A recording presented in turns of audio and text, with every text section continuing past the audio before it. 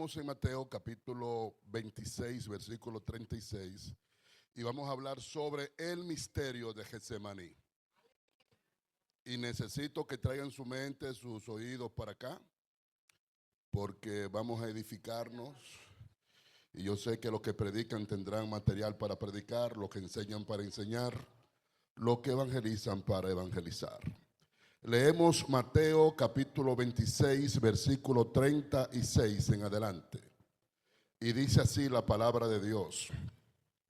Entonces llegó Jesús con ellos a un lugar que se llama Getsemaní y dijo a sus discípulos: sentaos aquí entre tanto que voy allí y oro.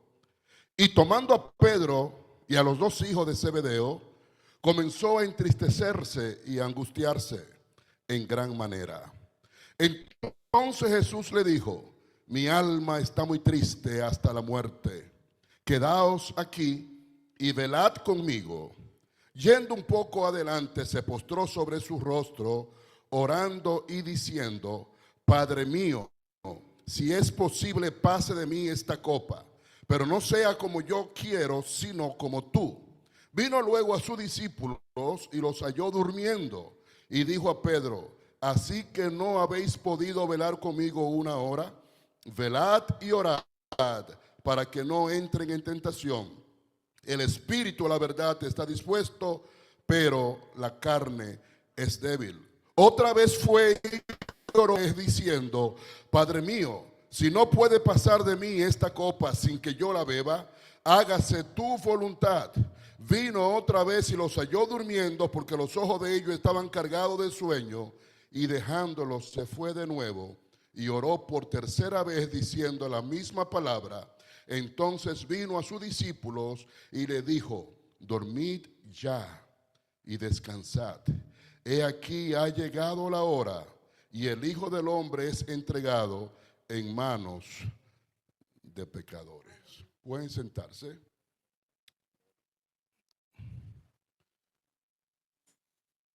Y empezamos. El misterio de Getsemaní.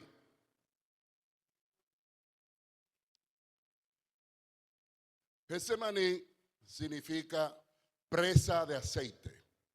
Imagínense dos piedras grandes de 1.50 metros de diámetro, donde se ponía una sobre otra y ahí trituraban oliva para sacar aceite. Lo que le dé provecho al hombre se obtiene triturando la semilla. Tipológicamente, Getsemaní es el lugar donde todo ministerio tiene que ser procesado.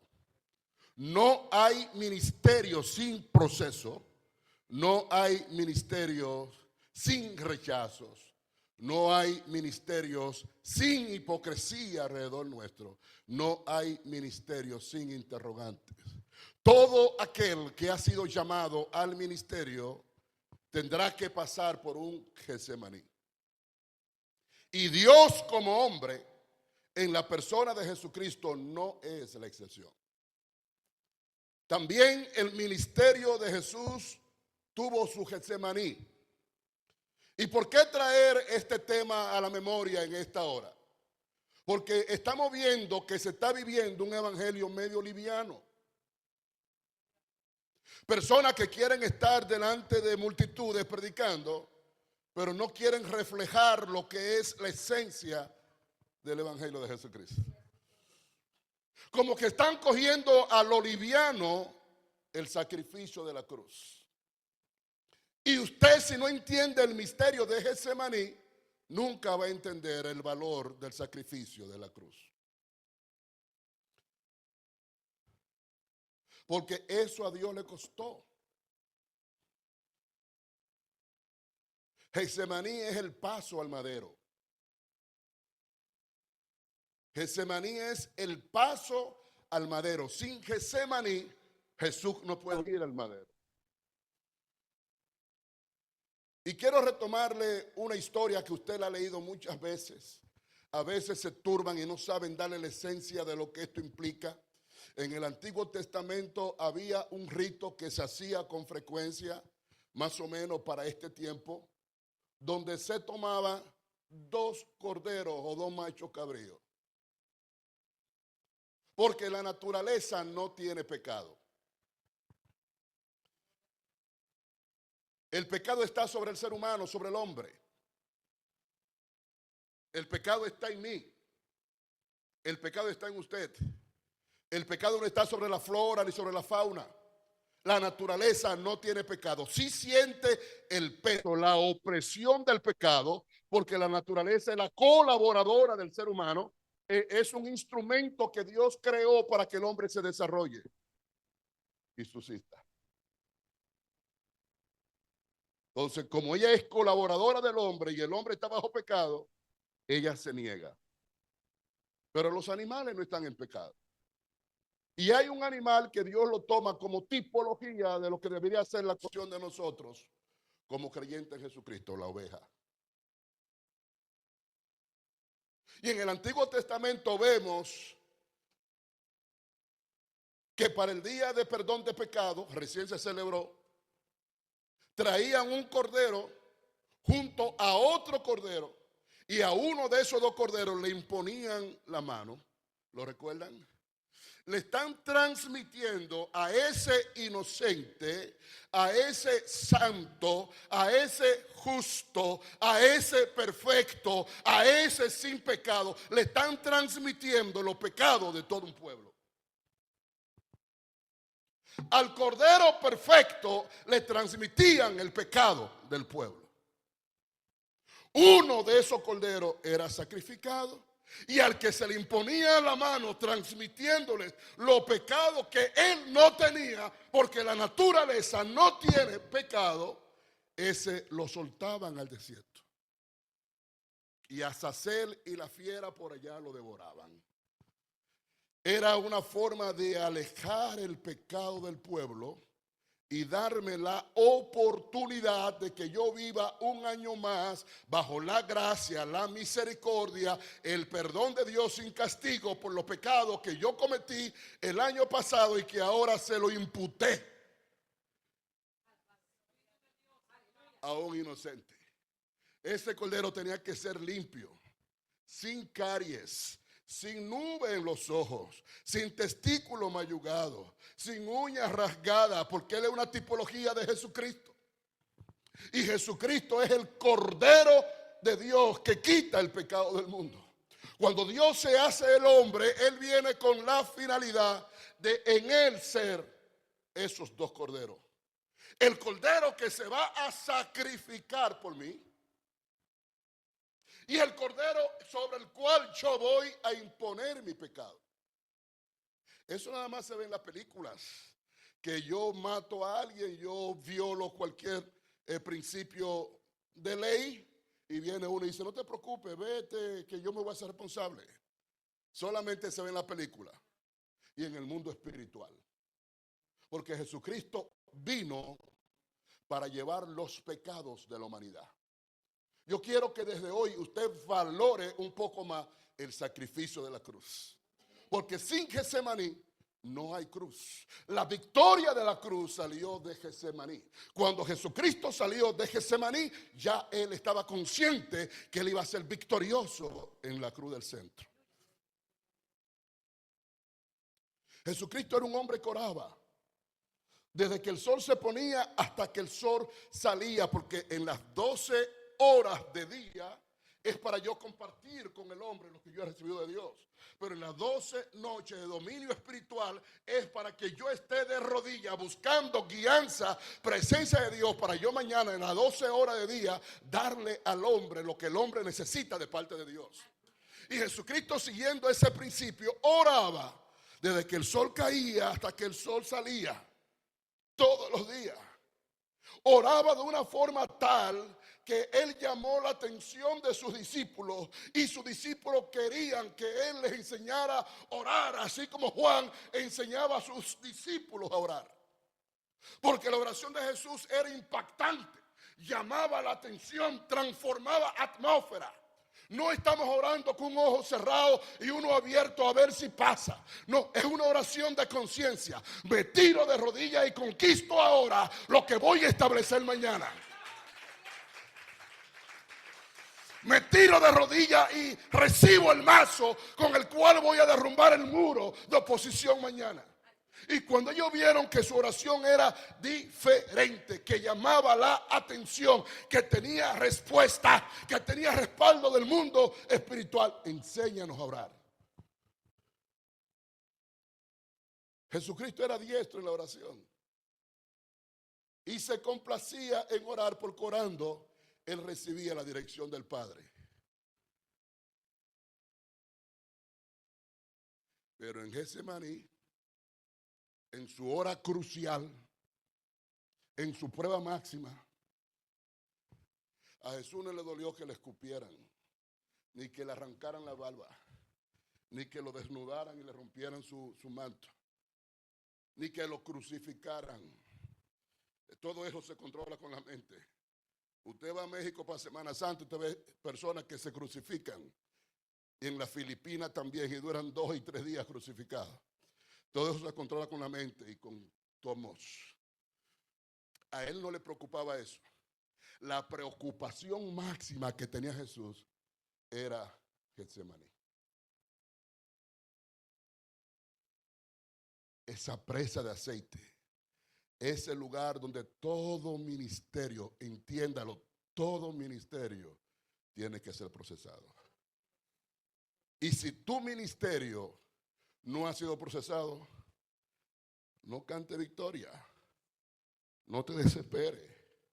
Tu hora llega, tu hora definitoria llega. Y ese Jesús que estaba acostumbrado a orar, ese Jesús que motivó a sus apóstoles a pedirle, por favor, enséñanos a orar, en Getsemaní no tenía comunión para orarle a su Padre. Y le pidió a su petit comité, a Pedro, Jacobo y Juan, por favor vengan y oren conmigo por lo menos 1 hora.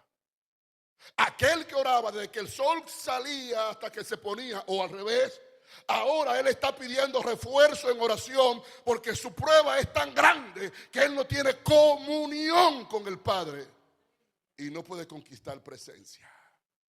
Y se va a orar con temor de lo que él va a enfrentar dentro de un rato, pero necesita que su petit comité, aquellos que siempre estaban con él en los momentos cruciales, ellos oraran juntamente con él. Cuando él no tiene comunión en la oración, se levanta a ver cómo sus refuerzos están orando por él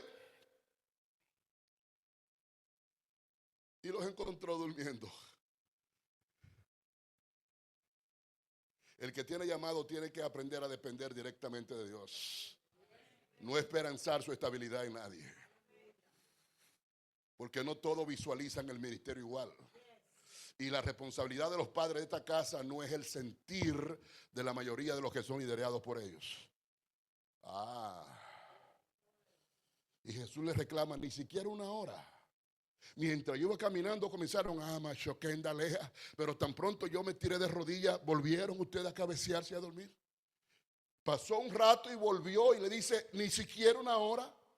Y pasó la 3ª vez y también. Y la desesperación era tan fuerte, que él trató de persuadir al Padre. Ojo, estaba desesperado.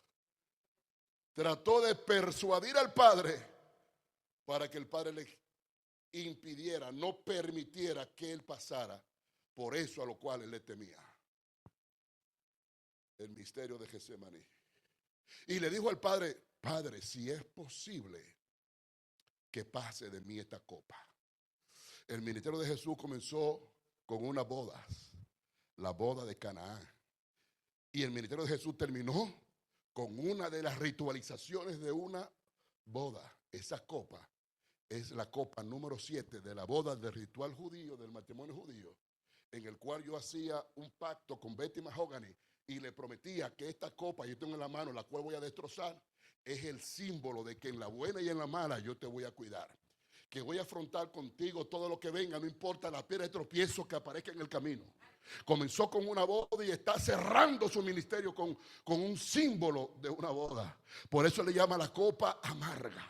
Y le dice: Padre, si es posible que tú pases de mí esta copa. Pero eso en la mentalidad hebraica es fuerte. Porque el hijo no puede contradecir al padre. Si la voluntad del padre es que él pase esa copa, el hijo no puede ponerse en contra de la voluntad del padre. Por eso le dice: si es posible que tú pases de mí esta copa. Y reflexiona, le dice: pero que no se haga como yo quiero. Entiéndeme, no es que yo quiero contradecirte. Es que a mí me preocupa lo que puede pasar cuando yo me tome esta copa, porque yo sé las consecuencias. Yo sé que vine para ser el cordero de sacrificio, pero también en el desarrollo de mi ministerio, yo soy el cordero que me tengo que contaminar. Yo soy el cordero que va a ser sacrificado. Yo sé que vine para ser sacrificado, pero yo también soy el cordero que tengo que llevar el pecado que yo no he cometido. ¿Estaré yo hablando claro algunos? ¿Se atreven a decir gloria a Dios? Le digo uno y me invita mañana otra vez. Jesucristo murió como pecador. En la cruz solamente va él. Diga conmigo, él, el pecador. En la cruz no muere el santo. En la cruz no muere el justo. En la cruz no muere el perfecto. En la cruz no muere el obediente. En la cruz no muere el compañero. En la cruz no muere el amigo. En la cruz muere aquel que viola los principios. En la cruz muere aquel que lleva el pecado. En la cruz muere aquel que es desobediente. En la cruz va el violador, va el criminal, va el que se levanta en contra del gobierno. Yo le estoy hablando claro. Por eso es que Getsemaní es el pase al madero. Porque Jesús sabía que él iba a morir. Jesús sabía que él era esa oveja que iba a ser sacrificada. Y aquí se le reveló que él también era la otra oveja que iba a llevar el pecado mío. Diga conmigo: el pecado mío. El pecado mío. Y cuando a él se le revela que él es las dos ovejas, ahí comenzó su tormento. Ese era su Getsemaní. Ese era su tormento. Porque Jesús era santo, dígame. Jesús era justo, dígame. Jesús era perfecto, dígame. Jesús era sin mancha, dígame. Sin contaminación, sin envidia, sin inmundicia, diga amén. Y todo eso, por lo cual usted dijo amén, impedía que él fuera a la cruz. Oigan lo que yo le estoy diciendo. Si Jesús no se hace pecado, no muere. Si Jesús no se hace pecado, no puede ser crucificado.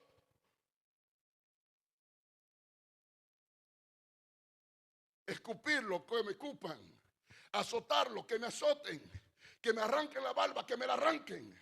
Que se burlen de mí, que me den latigazo, que me lo hagan. Estoy dispuesto y he conquistado fortaleza en oración para soportar eso. Yo no me esperaba que yo, que soy uno con el Padre, que yo que voy donde el Padre me manda, que yo que hago lo que el Padre dice que haga, que yo que realizo las obras que yo he visto que el Padre realiza. Yo no me esperaba que yo, que soy parte de la deidad, también iba a ser el instrumento de la inmundicia y de la contaminación. ¿Cómo? El misterio de Getsemaní. Su santidad le impedía ir a la cruz. Su perfección le impedía ir al madero. Lo que a él lo definía, impedía, era una barrera que separaba que él completara el sacrificio. Pero si esa es tu voluntad, que se haga tu voluntad, porque yo como hijo no te llevo la contraria. En Getsemaní, Jesús se hizo pecado por ti. Les explico. Está el pecado original, está el pecado personal, está el pecado heredado y está el pecado por imputación. Pecado por, que es un hecho que usted comete, del cual yo me responsabilizo sin haberlo cometido, por amor, para librarte del castigo que yo sé que te espera. Eso como que estamos celebrando una festividad, la que sea, y yo me como el plato del Señor. ¿Quién se lo comió? Nadie sabe, pero yo tengo evidencia de que yo me lo comí. Y viene Clarice y me dice: Felipe, porque es una apoyadora, límpiate, una apoyadora, límpiate ahí, que se ve evidencia que fuiste tú que te lo comiste. Y si se te señalan a ti, yo, Clarisa, voy a decir que fui yo que me lo comí. Entonces viene la pastora con su fuerte, con su chucho. ¿Quién se comió el plato del Señor, el plato de Elías? Y todos me miran a mí porque más o menos creen que fui yo que me lo comí. Pero Clarisa, por amor, dice: fui yo. Ella no cometió el hecho, fui yo. Ella se imputó el hecho sin haberlo cometido para que yo no sea castigado. Ahora tiene que multiplicar eso por todos los miles de billones de personas que hay en el mundo. Jesucristo en Getsemaní tenía que hacerse el pecado de forma tal que sobre él tenía que estar los pecados del mundo, de los que murieron antes que él, los que estaban muriendo durante el presente y los que morirían después de él hasta nosotros y mañana. Imagínense un cuerpo que tenga todos los pecados del mundo. ¿Se lo imaginan? La mente le da para tanto. Imagínense un cuerpo que tenga todas las enfermedades del mundo que son consecuencia del pecado. Imagínense un cuerpo con la agonía de la muerte. Todas esas negatividades y cautividades estaban sobre Jesucristo en Getsemaní. Esa era la copa amarga que él quería evitar tomar, porque su santidad, su pureza, su lealtad, su fidelidad, su amor, su entrega, su vocación, todo lo que él lo definía como bueno y positivo, le impedía ir al madero. Oiga qué sacrificio. Yo no sé si usted ha tenido a alguien que lo ha amado así como Jesús nos amó a nosotros. Y Jesús llevó todos los pecados de la humanidad. Antes de él, durante él y después de él. Él no cometió pecado. Ya establecimos lo que dice Hebreo, que él era santo, justo, perfecto. Pero él se hizo pecado. Él se imputó. Y ahí se cumple que él es la oveja que lleva el pecado para alejar el pecado de la humanidad. Y darme a mí la posición de él delante del Padre y él asumir la posición mía delante de los verdugos. Cuando yo digo mía, es usted y soy yo. Ese es el misterio de Getsemaní. La segunda parte del misterio es que Jesús se llenaba la boca y decía que el Padre y yo somos uno. Y que yo no voy donde yo quiero, sino donde el Padre me dice que vaya. Y que yo hago lo que el Padre me ordena hacer. Y que yo hago las obras que yo he visto que el Padre ha hecho desde P su P. Esa era su gloria. Y eso era verdad. Lo que más le dolía es el segundo misterio. Porque como él era consciente que el Padre y él eran uno, él sabía que en el momento en el cual él se hiciera pecado, y le digo un misterio profundo para los ministros, en el momento en el cual él se hiciera pecado, el Padre y el Espíritu Santo, que son ejad, son uno con él, van a sentir la consecuencia y el peso del pecado. Ojo, el pecado imputado de Jesucristo hizo que el Padre, que es la santidad, sintiera el peso del pecado. Por esa razón el Padre se separó de él. Y en la cruz Jesús pregunta: Padre, ¿por qué me ha desamparado? Porque Dios no tiene comunión con el pecado. Aún lo porte su Hijo. El pecado aleja al hombre de Dios. Cuando Jesucristo se hizo pecado, el Padre, el Espíritu Santo y Él, que son uno, sintieron. Como usted quiera, en un nanosegundo, 1 entre 1.000.000, 0.000, en un nanosegundo, el Padre, que es la santidad, y el Espíritu Santo, que es santo, sintieron el peso del pecado. ¿Le estoy hablando claro? Imagínense que por ese cable pasa 220 y yo vengo de malicioso, le hago un peladito, agarro a la pastora, agarro al pastor y agarro el cable. ¿Ah? ¿Quién siente el fuetazo? Yo que lo agarré, pero ellos dos que están agarrados conmigo. ¿Entendieron el ejemplo? Sí, está claro. Cuando yo siento el fuetazo del corrientazo 220, la pastora que está agarrada conmigo, porque está en comunión conmigo, también lo siente. Pero el pastor que es uno con la pastora, también lo siente. Lo siento yo que me hizo pecado, lo siente el Padre y lo siente el Espíritu Santo, aunque en el momento ellos se suelten. ¿Estará claro eso? Y tan pronto el Padre sintió el peso del pecado. Mira el poder y la influencia que tiene el pecado, que llegó a hacerle peso a la santidad. Eso es profundo. Se apartó del Hijo. Y el Hijo entonces tiene interrogante. Si yo he venido a hacer lo que tú me has ordenado que yo tenía que hacer, ¿por qué me has dejado solo? Si yo vine a cumplir con lo que tú nunca ibas a hacer, con lo que el Espíritu Santo nunca iba a hacer. Por eso me permitiste asumir forma humana, que en cierto modo me hace débil y receptivo de cumplir con esa exigencia y demanda del mundo espiritual, para que yo pueda libertar al hombre. Si era parte de un plan, ¿por qué me has dejado solo?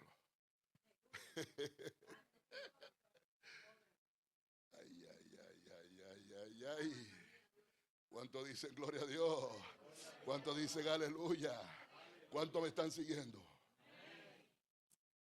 Entonces el Padre, y concluyo, para él recompensar al Hijo, cuando el Hijo muere y resucita, murió en Shabbat, resucitó un sábado. Cuando el Hijo muere y resucita en Shabbat y va a la presencia del Padre, el Padre desenvaina una espada. El Hijo de rodillas delante del Padre, lo han visto mucho en la película, y con su espada yo decreto un nombre que es sobre todo nombre, ante el cual se ha de doblar toda rodilla en las 3 esferas de poder, sea en el cielo, en la tierra o debajo de la tierra, y así me darán honra a mí.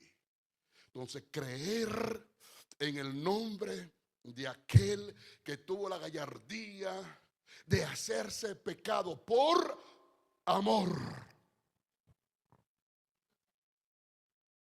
Creer en él, le damos gloria y honra al Padre.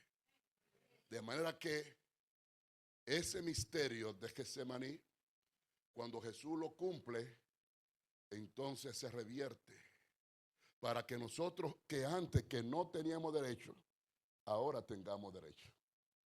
Nosotros que antes no teníamos acceso al Padre, ahora tengamos acceso al Padre. Nosotros que antes éramos débiles, ahora mostremos fortaleza. Porque no reviste, no llena, no guía, no sostiene ese nombre que se le fue dado, que es sobre todo nombre. Porque eso fue un nombre conquistado. No fue un nombre puesto, fue un nombre él se lo ganó por su sacrificio. Porque él fue la tercera, la parte de la Trinidad que dijimos en una clase que es la triunidad. Él es la parte de la triunidad que se hizo débil hasta el grado de poder cumplir con esa exigencia y esa demanda, que el Padre nunca la iba a cumplir y que el Espíritu Santo mucho menos. Por eso todo lo que usted establezca en esta tierra que sea espiritual, tiene que hacerlo en el nombre de que Él fue el quien se ganó ese derecho. Todo lo que usted logre en el mundo espiritual, en este mundo terrenal, tiene que lograrlo en el nombre de que fue quien se ganó el derecho. Todo lo que ustedes hagan en este mundo terrenal, en el orden espiritual, tienen que establecerlo en el nombre de, porque Él se ganó el derecho con su sacrificio. De manera que nosotros no podemos permitir que nadie nos señale por nuestra vida pasada. Porque si estoy en Cristo Jesús, soy nueva criatura. Las cosas viejas pasaron y es aquí que todas son hechas nuevas. Lo que yo hice del 82 para atrás, que no me lo traigan a la memoria, porque del 82 para acá yo soy nueva criatura, llena de unción, lleno de poder, lleno de gloria, lleno de santidad, lleno de pureza, lleno de todo lo que Jesucristo conquistó para deshacer las obras del diablo. Decía esta mañana cuando predicaba que me apena ver cómo juegan con la ignorancia de muchos en las iglesias y nos llaman para que nosotros rehusemos a cautividades generacionales, tirando por el suelo el sacrificio de aquel que se hizo pecado. Porque si estoy en Cristo Jesús, soy nueva. Las cosas viejas, ya no hay cautividad generacional activa sobre mí. Tan pronto yo fui sellado, ya no hay cautividad generacional cautiva sobre mí. Es una administración para el que está metido en droga, para aquel que no conoce a Jesucristo, para aquel que está en brujería, para aquel que está en santería, para aquel que está en vicio, en homosexualismo, en pecado. Si usted está en Cristo Jesús, nueva criatura es. Conmigo no. Conmigo no. Yo sé en quién he creído. Y yo sé lo que le costó a Él para que yo sea libre en Él. Que nadie venga a ponerme mano para romper cadena generacional de cautividad, porque no es tan activa en mí. O Cristo lo hizo o no lo ha hecho y se acabó. O fue efectivo en mí porque mi conversión fue genuina o no lo fue. ¿Estará claro eso? Entonces, de aquí en adelante, que nadie te cause, que nadie te señale. Porque tú ayer metí un ojo, que tú eras coja, que tú hacías, que nadie te señale. Que nadie te traiga a la memoria tu vida pasada. Si tu encuentro con Jesucristo fue auténtico y fue genuino, ese misterio de Getsemaní repercute en tu vida para siempre. Y eso que Él conquistó, y eso que Él logró, que Él lo sopló en ti, se renueva día tras día con tú tirarte de rodillas y decirle a Dios: Señor, heme aquí, pecador. Mira que yo no puedo. Mira que yo no sé. Mira que ni siquiera idea tengo cómo afrontar este problema, esta circunstancia. Pero yo confío en ti, pero yo espero en ti, pero yo dependo de ti, pero yo te necesito a ti, pero yo soy uno contigo. Yo valoro el desprendimiento, yo valoro el sacrificio, yo valoro que te distanciaste momentáneamente de tu Padre y del Espíritu Santo para tú hacerme libre y permitir que yo accese en el mundo espiritual como si fuera tú. Y cuando usted le ora así al Padre en el nombre de Jesucristo, usted le queda una de dos: o crece o crece. No hay otra. Cuando usted es consciente del sacrificio de Getsemaní, usted o crece o crece. Y usted rechaza el pecado. Y usted se aleja del pecado. Esa persona que usted lo ve en la iglesia, que peca hoy y peca mañana y peca pasado mañana, y la pastora orando, y vienen a reconciliarse. Le cuento un testimonio y termino. Esa persona no han vislumbrado el misterio de Getsemaní. Porque cuando eso está arraigado en su corazón, en su mente, en su alma, en su cuerpo, en su espíritu, viene la tentación, porque viene. Vienen las ofertas, porque viene. Viene el deseo, porque viene. Pero al momento viene también esa fortaleza que tú ni idea tienes de dónde sale. Esa motivación, esa inspiración que le dice al diablo, diablo, te equivocaste. Conmigo no. Porque yo sé lo que le costó al que me libertó para hacerme libre.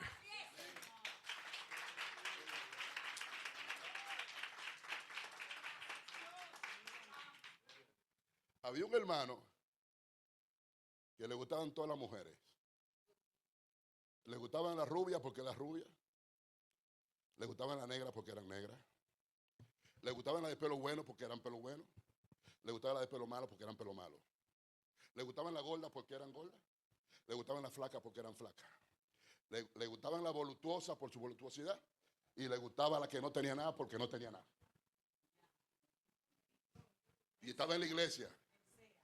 Y era el que más danzaba, el que más lengua hablaba, el que más estaba en el medio, el que más quería que lo usara.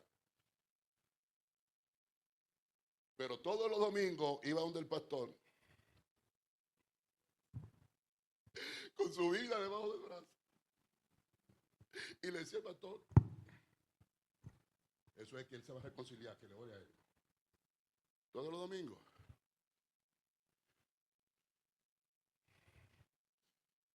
Y él vendía plátano en un triciclo. Tú sabes que esa persona manosea muchas manos y ven muchas mujeres. El diablo le servía ahí en bandeja de plata su debilidad. Y era el que más danzaba, era el que más lengua hablaba, era el que más quería estar en el medio. Y domingo tras domingo se ponía su Biblia debajo del brazo y le hacía así al pastor. Que le ore a él, para que Dios lo perdone, porque él era sincero. Porque hay personas que tienen debilidad, porque están cautivos, pero ellos no quieren ser infiel a Dios. Ellos no quieren fallarle a Dios. Entonces el pastor tiene que bregar con eso y tiene que trabajar con eso. Ahora, si yo peco y me lo trago y me limpio la boquita como que no hice nada, ya ese es otro trato. Pero si yo peco y me humillo, pastora, no puedo. Es más grande que yo, me controla. Yo me levanto determinado, pero de repente cuando baja el sol ya me calenté y me calenté. ¿Le hablé claro? Sí, está claro. Y el pastor sufriendo eso, porque el pastor amaba al hermano. No menciona el nombre pastor para no darle gloria. Y él todos los domingos. Y el pastor sabía, ya el pastor se quedaba aquí, porque él venía a reconciliarse. Pastor, caí con una prieta. Y después que yo me acosté con ella y la vi, dije, Señor, ¿y qué fue lo que a mí me dio? A mí no me gustan las mujeres así. Después, pastor, caí con una blanca. Y después que la vi me pregunté, ¿pero por qué? A mí me gustan mis mujeres trigueñas. Oiga, el problema que tenía ese hombre, pero era sincero. No quería ser esclavo de esa cautividad. ¿Ah? Un domingo, en una iglesia tenía el pastor y la pastora. Estaba una de las niñas de ellos nacido, la otra chiquitica que se mamaba el puño con todo. El pastor recibió un misterio, dijo, todo el mundo mañana vestido de blanco, que vamos a hacer un culto para agradar al Espíritu Santo. Y todo el mundo vestido de blanco fue a la iglesia. Y él también. Y en el culto, en agradecimiento al Espíritu Santo, cuando se terminó el culto, que eso fue algo tremendo, Dios se movió, ministró, bendijo, habló, reveló, fortaleció, libertó, bien. Se para el hermano allá vestido en blanco, se pone su Biblia ahí y viene, le está quemando. Y el pastor, como estaba bajo el influjo del Espíritu Santo, se humilla y va a orarle de rutina como él oraba a su miembro. Y le puso las dos manos ahí. Y el pastor no sabe, ya, es todo domingo, 52 domingos al año yo oro por reconciliación por este hombre. y tengo 8, 7 años orando por él. Y le pone la mano ahí.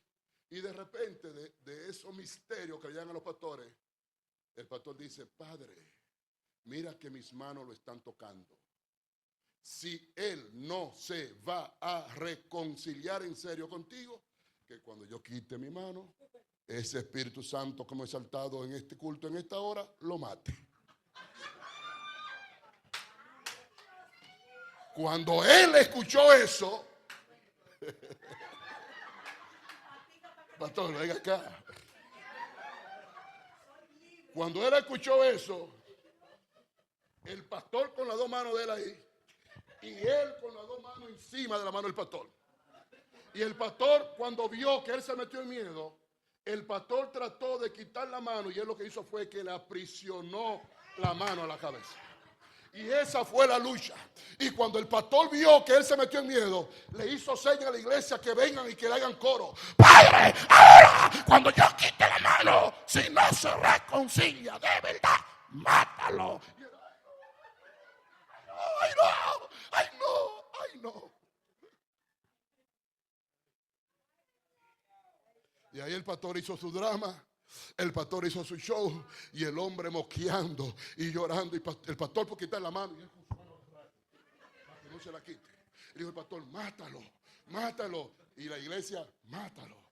Que cuando el pastor se quite la mano, que lo mate. Y él, hasta boom, que cayó. El domingo que viene, él se sentó ahí y se gozó su culto. El otro domingo se sentó ahí y se gozó su culto. Pasaron 4, 5, 6 meses y el hombre no vino a reconciliarse. Pero un día el pastor recibió un misterio y dijo: mañana vengan temprano, vengan media hora antes del servicio, porque cuando a mí me entreguen, yo no sé lo que va a pasar aquí y yo no voy a controlar el tiempo. ¿Cuántos dicen amén? Amén. Fueron media hora antes del servicio, será a las 6:30, vinieron a las 6. Todo el mundo puntual, dentro de ellos, él. Y eso fue un culto tremendo. Dios hizo lo que quiso. Y él se para allá en el fondo. Y coge su Biblia y se la pone ahí. Y viene caminando, pero él no viene haciendo así. Él viene haciendo el pastor: yo no. Yo no. Conmigo no. Yo no fallé, yo no pequé, yo no violé. Y se acercó el pastor y le dijo: pastor, yo tengo como 6 meses que... ¿Usted se acuerda de la administración? Sí, la tengo presente. Desde ahí yo no le he fallado a Dios. Mi carne quiere, pero porque es débil. Pero mi espíritu se levanta en contra. Eso era su Getsemaní. Y le dijo al pastor: pero ore por mí, que no aguanto más. ¿Porque él era qué? Sincero. Y el pastor, cuando vio eso y entendió que cuando tú confiesas tu falta, un adicto no está preparado para ser libre hasta que no reconoce su cautividad. Cuando él reconoció su falta, el pastor dijo: eres libre para siempre. Y la próxima mujer que toque será tu esposa. Y ese hermano, ese fornicario, ese hijo del diablo, en términos de algunos de las redes, es un pastor ejemplar en Estados Unidos hoy con su esposa.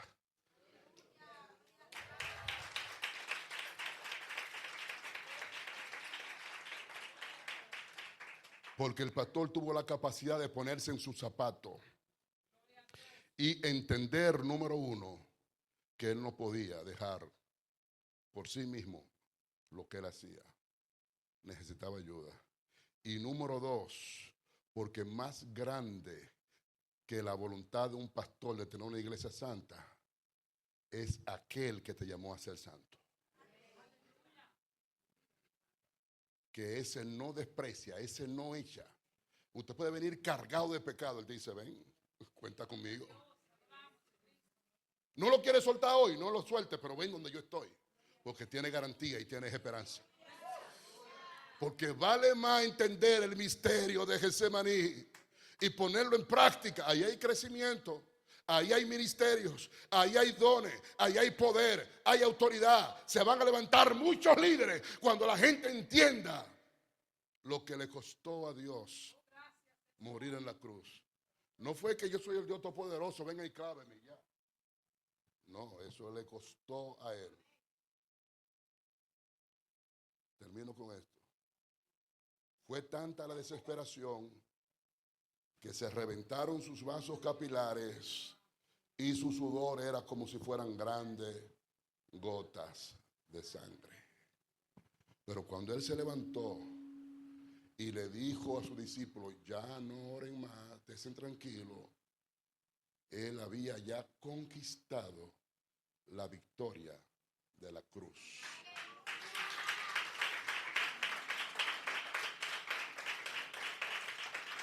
Ya él se había resignado.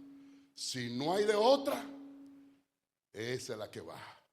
Amante Dios que moras en gloria, dador de vida, creador del cielo, creador de la tierra, Dios de poder, de gloria, de unción y de autoridad. Padre, permite que nosotros podamos digerir lo profundo de este sacrificio que tú hiciste para que nosotros fuéramos libres en tu nombre. Padre, que cada uno de los vasos aquí presentes sean llenos, Señor, de este favor, de esta gracia. Padre, que desde hoy asuman una postura diferente a lo que hasta ahora quizás le haya caracterizado. Padre, que seamos uno. Queremos ver tu gloria, queremos ver, Padre Santo, tu respaldo, queremos ver tu unción. Pero queremos, Padre Santo, recordar el precio que tú pagaste para que nosotros hoy seamos favorecidos, Señor, con tu presencia. Bendice a los pastores, Padre, de esta casa. Bendice a los pastores, Señor, que vinieron a respaldar esta actividad en esta hora. Bendice a sus hijos espirituales, bendice a sus hijos biológicos, dale crecimiento ministerial, oh Dios de la gloria, dale crecimiento en número, dale crecimiento, Señor, en conocimiento, en autoridad, en milagros, Señor, en lo sobrenatural, que tengan y administren un ministerio completo. Que tú seas su compañero de camino, porque desde hoy vamos a visualizar diferente el misterio de Getsemaní. Gracias por ser las dos ovejas. Gracias por ser la oveja de sacrificio y gracias por ser la oveja sobre la cual llevaste nuestros pecados para tener derecho al madero y hacernos libres con tu sacrificio. Gracias en el nombre insondable de Jesucristo. Amén.